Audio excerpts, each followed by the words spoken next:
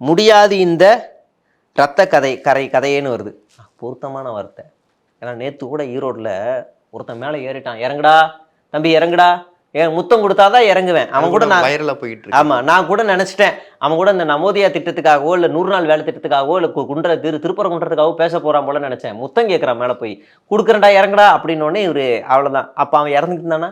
அது மட்டும் இல்லை, விஜய் வீட்டுக்கு போகும்போது என்னை ஃபாலோ பண்ணாதீங்கன்னு சொல்லிட்டு போறாரு. பின்னாடியே போய் 5 பெண்கள் உட்பட 10 பேர் ஒருத்தர் மேலே விழுந்து அடிபட்டு ரத்தக்கரை.